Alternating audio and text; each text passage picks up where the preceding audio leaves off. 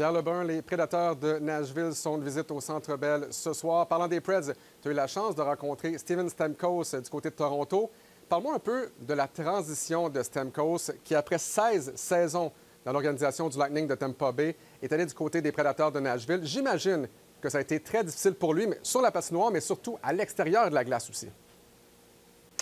Oui, absolument, Alex. Écoute, c'était une belle entrevue avec Steven Stamkos mardi matin. Écoute, il était pas mal ouvert à toutes les choses qu'il a vécues l'année passée. Il s'en cache pas. Il a trouvé que c'était une année très difficile pour lui personnellement, sur la glace, en dehors de la glace. L'ajustement à Nashville pour sa famille, sa femme, ses 3 enfants, ça a été plus difficile qu'il aurait prévu. Après 16 ans à Tampa, où c'était vraiment le visage de la franchise avec le Lightning. Et puis, cette année, il trouve qu'il est dans une meilleure place mentalement, qu'il est vraiment plus confortable là, avec sa nouvelle équipe et puis se sent bien au sein de l'organisation. Alors, ça démontre que des fois, c'est des êtres humains. Et puis, il y a eu de la misère à facilement changer de formation. Il y avait encore le cœur à Tampa. L'autre chose que je te dirais, c'est qu'il ne s'en cache pas. Quand on a parlé de la façon que le Lightning, à la fin de la journée, il a trouvé qu'ils n'ont pas trop essayé fort, assez de le signer. Il trouve ça encore difficile à digérer, même 1 an et demi plus tard, Alex. Mais il tourne la page parce qu'il veut tout donner aux Prédateurs et puis il est dans une meilleure place, comme j'ai dit. Tu sais, Pierre, quand tu te fais échanger, c'est pas comme dans un jeu vidéo. Il y a tout l'aspect humain. Et on comprend aussi que ça a un impact sur le joueur, sur la patinoire aussi. Pierre, les Jeux olympiques vont prendre leur envol dans moins de 4 mois. Et je ne peux pas croire qu'on va parler de ça. Gary Bettman est inquiet en ce qui a trait à l'aréna, donc pour ce qui est des Jeux olympiques, pour le hockey. Est-ce que ça se peut, que l'aréna ne soit pas prêt? Est-ce qu'on va avoir le temps de faire tous les tests requis? Et surtout, est-ce qu'il y a un plan B, Pierre? Bien, il n'y a pas de plan B, premièrement. Il faut vraiment que cette aréna soit bâtie en Italie. Alors oui, comme tu as dit, Gary Bettman, hier, il ne s'en est pas caché avec nous à New York après la réunion des gouverneurs. Il est très inquiet du fait qu'il y a des délais avec la construction de l'aréna à Milano. Bon, j'ai reçu un courriel ce matin du Comité international olympique. Et puis, eux autres m'ont dit que l'aréna devrait être fini par la mi-décembre. Et puis, en fait, il va y avoir un événement pour tester la nouvelle aréna au début de janvier. Qu'est-ce qui s'est passé hier? C'est qu'on a confirmé hier dans un article de Associated Press qu'il y avait un événement qui était supposé d'arriver au mois de décembre qui a été cancellé. Puis ça a été confirmé que ça a été cancellé. Alors, c'est ça qui a tout déclenché dans les inquiétudes de Gary Bettman de la Ligue nationale. Mais comme je te dis, le Comité international de l'Olympique m'a envoyé un appel ce matin pour dire qu'il devrait avoir un événement en début de janvier pour tester la nouvelle aréna. On a confiance que l'aréna va être bâtie en temps. On verra bien. C'est pas parfait. C'est pas parfait comme scénario d'ici si proche des Olympiques au mois de février.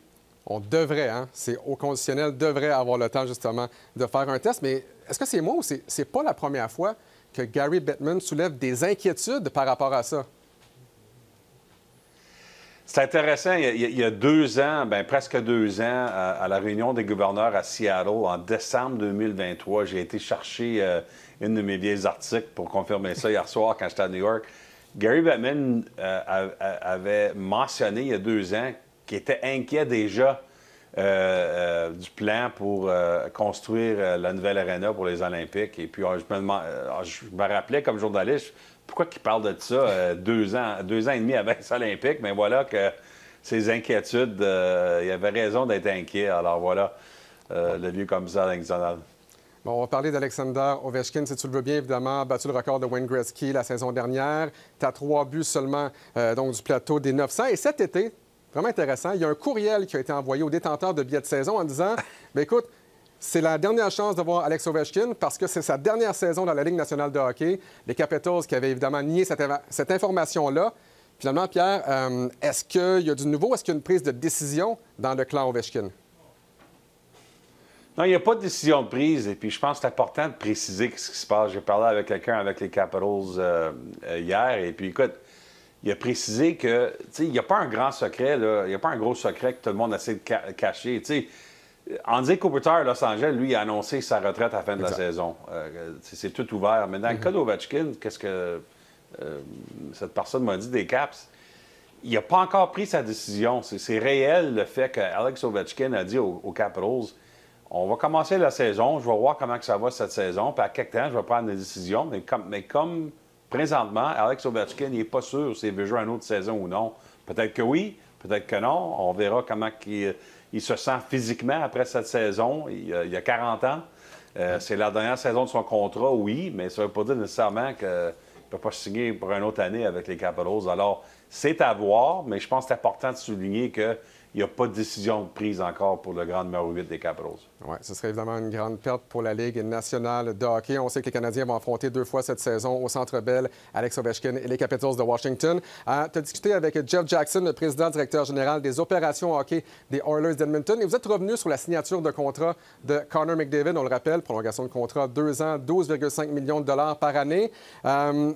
Est-ce que Jackson a eu le moindre doute que McDavid n'allait pas apposer sa signature au bas du contrat? Et est-ce qu'il y a des équipes qui ont osé appeler les Oilers pour s'enquérir peut-être de la disponibilité de McDavid? Bien, Alex, premièrement, Jeff Jackson voulait faire sûr qu'on comprenne que lui, il n'avait aucun doute que son ancien client, parce qu'il était son agent dans le temps, Alex, son ancien client était pour signer avec les Oilers. Il dit, je comprends que les gens pensent que des fois, on dit ça pour dire quelque chose devant les caméras, mais c'était honnête dans mon cas. Il pensait absolument que McDavid était pour signer. Mais la partie du contrat qui l'a surpris, qui l'a vraiment surpris, c'est le 12,5 millions par année.